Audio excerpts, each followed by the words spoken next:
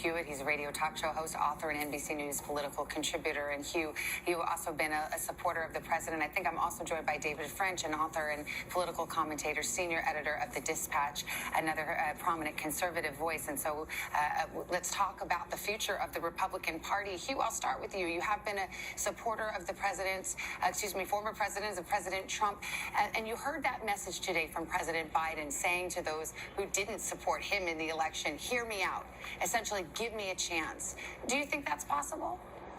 Oh, yes. I thought it was a very fine speech. I think it started today. People will give him a chance. I particularly found appealing, we must end this uncivil war, Savannah.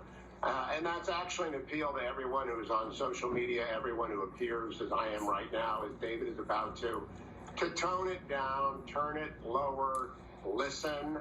He quoted his mother, put yourself in other people's shoes. He appealed to Lincoln's better angels. It's not going to be recalled as the greatest bit of rhetoric that's ever been done in an inaugural event, but that appeal to end the uncivil war, which is far beyond Washington. It's in every dining room. It's in every restaurant. It's often been across social media. That was, for me, a much welcome moment. And I do believe that he can be very useful in getting people to gentle down. You know, I'm going to turn to you, David, about this very topic. I mean, this notion of healing and what it takes to heal and unify. And we saw what happened on January 6th, and it certainly seems that that has been, so far, an inflection point and a place where many Americans are saying, okay, that's too far, that's enough. It's time for us to lower the temperature, as Hugh just said. Yeah, you know, what you have to realize is that millions and millions of Americans have been fed a steady diet of really grotesque misinformation that Joe Biden will end the United States of America, that the Democrats want to sort of end the church and destroy the American Christian church, an unbelievable diet of misinformation that has led to a lot of radicalization. And that radicalization led to the January 6th attack that has sort of shocked a lot of Americans and awakened them to the challenge right now of this deep, deep division. And so I looked at that inauguration speech as Joe Biden addressing those sort of persuadable Americans who are shocked by where this country is right now and saying to them, look, what I want to do is to restore an environment where disagreement is normal again. But it does not escalate into deep division.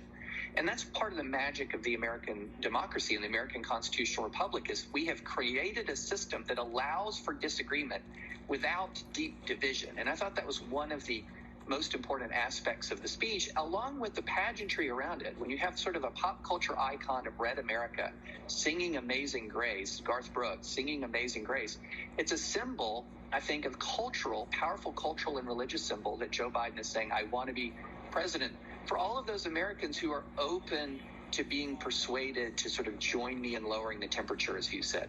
And to hear Senator Blunt say Amazing Grace, that's as close as we have to a national song and a national prayer, something that we can do collectively. That, as we all know, to give me license here for a moment, music is a healer, Hugh. We really do know. The president also talked about that reclaiming of truth, and David just spoke eloquently about it, about this feast of lies that have been put out there. How do you feel about that? Do you think that we can turn the page on this era in which, you know, the old saying was you're entitled to your own opinion, you're not entitled to your own facts, but it has seemed that we've entered an era, Hugh, where people do seem to have their own facts and that you're not operating on a shared set of truth and fact. And do you feel that we may be able to leave that in our past now? I think at the margins, that's always going to be difficult to get away from because in a nation of 330 million, there's going to be a 1% on each end that are going to invent their own reality. But I'll point to yesterday, Savannah, Secretary Pompeo declared genocide in China against the Uyghur people. Later that afternoon, Tony Blinken, his incoming replacement, confirmed that they both agree on that.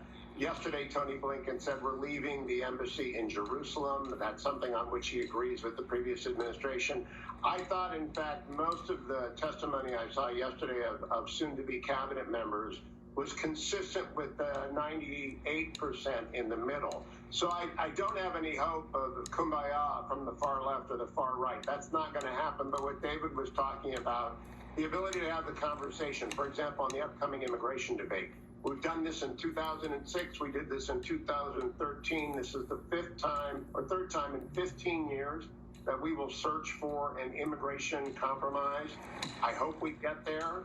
It cannot be accomplished at a higher decibel. It has to be accomplished on an agreement of facts and an agreement on what do you have to say about this, what do you have to say about that. I actually have a great deal of confidence in Leader McConnell. I wrote in the Washington Post this week. He is the leader of the Republican Party right now. Mitch McConnell is the most powerful Republican. He is not a man of extraordinary outbursts, passions, or harsh words. He's a negotiator and a legislator, and I think that's a very good combination for right now. Yeah, and David, I assume you say amen to most of that. I mean, you both are conservatives. You come from different perspectives, but it is interesting because all the incentives have been for the extremes, whether it's cable news or social media. You know, sometimes I've lamented, where's the radical middle? Where all the and I don't mean centrism in terms of your political choices, but more in terms of your tone and your temperament. And, nobody's waving a big sign that says, I'm open to argument, I'm open to persuasion, and maybe that's where we need to get.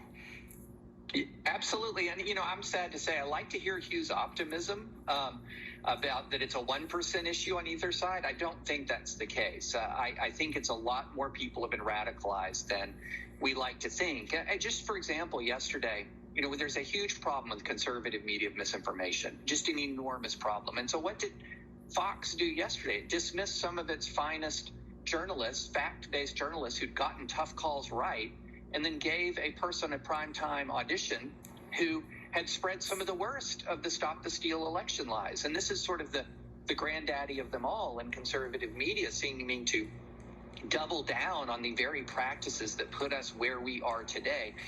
Just living in red America, I live in Tennessee. It is not a very small, tiny fringe who believes some of these wild conspiracy theories. It is a very common thing. So we have an amount of cultural repair here to do that is it's a far greater challenge than we like to think. And so it's a Republican Party that right now has a QAnon caucus in it. It has a Marjorie Taylor Greene who is in the same party with, say, a Nancy Mace. These people are very, very, very different. One is reality-based, one is conspiracy-based. And this is a battle the Republican Party is going to have to fight within itself. And we all have to hope and pray that the reality-based community of the GOP prevails over the conspiracy-based community. Well, it's a good conversation to have and not one we can finish today, but I hope we can continue it.